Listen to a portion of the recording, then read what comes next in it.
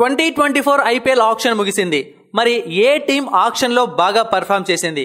ఒక్కొక్క టీం కి మనం రేటింగ్ పాయింట్స్ ఇచ్చి ఏ టీం బెస్ట్ గా ఆక్షన్ లో పర్ఫామ్ చేసిందో తెలుసుకుందాం.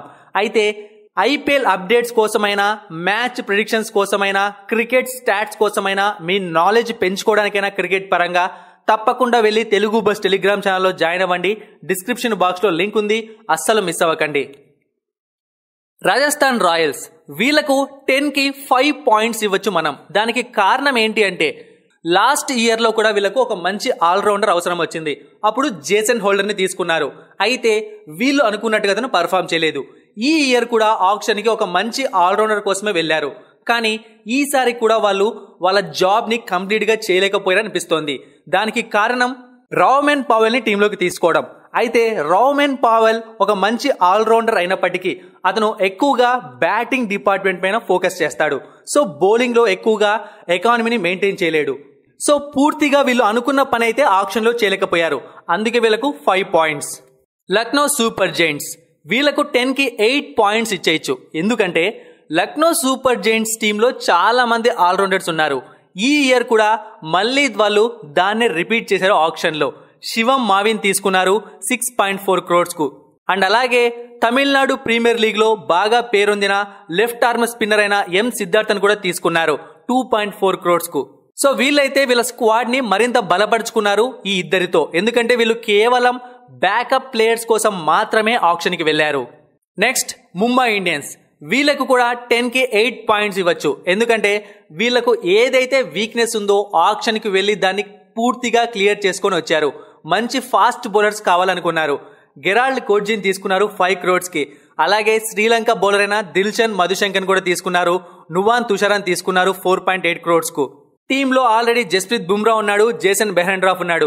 సో ఈ విధంగా వీళ్ళ స్క్వాడ్ ని మరింత బలపరుచుకున్నారు ఫాస్ట్ బౌలింగ్ డిపార్ట్మెంట్ రూపంలో. అయితే ఇప్పటికీ స్పిన్ అటాక్ అనేది కొంచెం వీక్ గా కనిపిస్తోంది. గత 2-3 సంవత్సరాలుగా ముంబై ఇండియన్స్ కున్న ప్రాబ్లమే ఇది.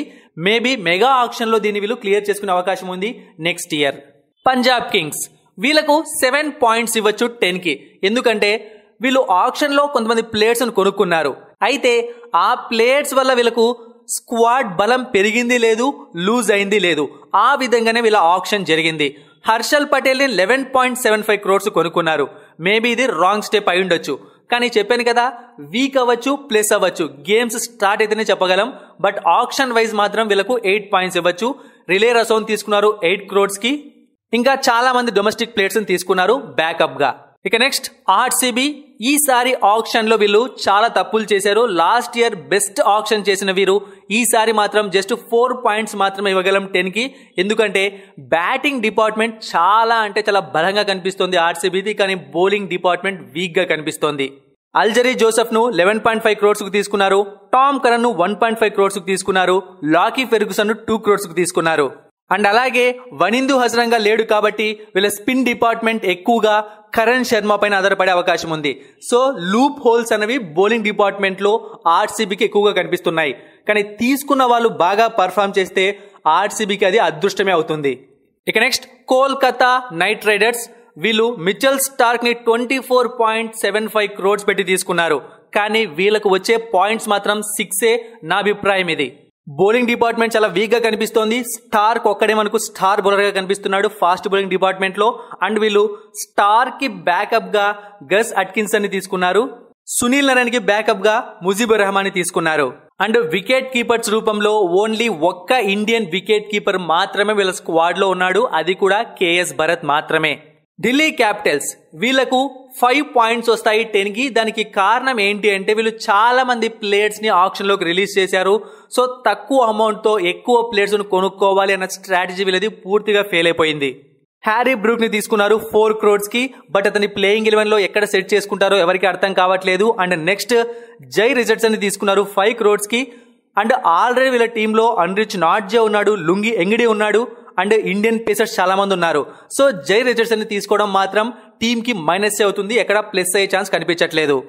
అండ్ బ్యాటింగ్ డిపార్ట్మెంట్ లో ఆల్రెడీ ఓవర్సీస్ ప్లేయర్స్ ఉండగా ఫిల్ సాల్ట్ ని తీసుకోవడం అనేది ఒక మైనస్ అయ్యే అవకాశం ఉంది. ఇక next Chennai Super Kings fantastic auction చేసింది ఈసారి. వాళ్ళకు 10 కి 9.5 రేటింగ్ పాయింట్స్ ఈజీగా ఇచ్చేయచ్చు. దానికి కారణం ఏంటి అంటే షార్దుల్ ఠాకూర్ ని మళ్ళీ టీంలోకి తీసుకున్నారు కేవలం 4 crores కే. అండ్ ముస్తఫిజర్ రెహమాన్ ని 2 crores కి తీసుకున్నారు. రచిన్ రవీంద్రని 1.5 crores కి మాత్రమే తీసుకున్నారు. సో ఈ ముగ్గురు కూడా చెన్నై స్లో పిచెస్ పైన అద్భుతంగా పర్ఫామ్ చేసే ప్లేయర్స్. సో ఈ విధంగా మంచి ప్లేయర్స్ ని, వీళ్ళ పిచ్చుకు సరిపోయే ప్లేయర్స్ ని తక్కువ అమౌంట్ కి తీసుకోవడం వల్ల వీళ్ళు డారెల్ మిచెల్ కోసం 14 crores ఖర్చు పెట్టినా మనకు పెద్దగా రాంగ్ కనిపించట్లేదు. అండ్ అలాగే సమీర్ రిజ్వీని 8.4 crores కి తీసుకున్నారు. అన్క్యాప్డ్ ప్లేయర్, బట్ ఇతను వర్త్ క్యాండిడేట్ అనమాట. ఇతని స్టాట్స్ మనకు అలా చెప్తున్నాయి. గుజరాత్ టైటాన్స్ ఈసారి ఆక్షన్ లో అంటే లాస్ట్ టైం కూడా అద్భుతంగా పర్ఫామ్ చేశారు, ఈసారి కూడా అద్భుతంగా పర్ఫామ్ చేశారు. వీళ్ళకు 8.5 రేటింగ్ పాయింట్స్ ఈజీగా ఇచ్చేయచ్చు అనమాట. అండ్ వీళ్ళకున్న ఒకే ఒక మైనస్ ఏంటి అంటే స్పెన్సర్ జాన్సన్ కోసం ఎక్కువ అమౌంట్ ఖర్చు పెట్టారేమో అనిపిస్తోంది. బట్ ఉమేష్ యాదవ్ ని 5.8 crores తీసుకోవడం, అజ్మతుల్లా ఒమర్జాయ్ 50 lakhs కి రావడం, షారుఖ్ ఖాన్ 7.4 crores, కార్తిక్ త్యాగి ముఖ్యంగా 60 lakhs కే రావడం ఈ టీం కి ప్లస్ పాయింట్ అయ్యే అవకాశం ఉంది ఆక్షన్ లో. అండ్ వీళ్ళ ప్లేయింగ్ 11 చాలా స్ట్రాంగ్ గా కనిపిస్తోంది. సో ఇప్పుడు వీళ్ళు తీసుకున్న ప్లేయర్స్ అందరినీ కూడా ప్లేయింగ్ 11 లో పెట్టుకోకుండా కూడా వీళ్ళు బరిలో దిగవచ్చు. ఇక నెక్స్ట్ సన్ రైజర్స్ హైదరాబాద్. ప్రతిసారి ఆక్షన్ లో ఏదో ఒక తప్పు చేసేది, కానీ ఈసారి మాత్రం బ్లాక్ బాస్టర్ ఆక్షన్ చేసిందనే చెప్పాలి. వీళ్ళకు 10 కి 9 points ఇచ్చేయచ్చు. ఎందుకంటే చాలా మంచి మంచి డీల్స్ అనేవి క్లోజ్ చేసుకున్నారు. ముఖ్యంగా వనిందు హసరంగని కేవలం 1.5 crores కి తీసుకోవడం గేమ్ చేంజింగ్ అయ్యే అవకాశం ఉంది. అండ్ అలాగే ప్యాట్ కమిన్స్ ని 20.5 crores కి తీసుకున్నారు, కానీ అతను వర్త్ క్యాండిడేట్. అదే క్రమంలో ట్రావిస్ హెడ్ ని కూడా 6.8 crores కి తీసుకొని దాన్ని టోటల్ గా కవర్ చేసుకున్నారు. సో ఈ విధంగా చాలా బేసెస్ అనేవి కవర్ అయ్యాయి SRH కు ఈ 2024 IPL ఆక్షన్ లో. సో ఇది మాత్రమే కాదు, నెక్స్ట్ మనం ద బెస్ట్ ప్లేయింగ్ 11 వీడియోతో మీ ముందుకు వస్తాను. వెంటనే Telugu bus Telegram channel subscribe చేసుకోండి. టెలిగ్రామ్ ఛానల్లో జాయిన్ అవ్వడం మర్చిపోకండి. మరిన్ని ఇంట్రెస్టింగ్ వీడియోస్ కోసం సబ్స్క్రైబ్ చేయడం మర్చిపోకండి.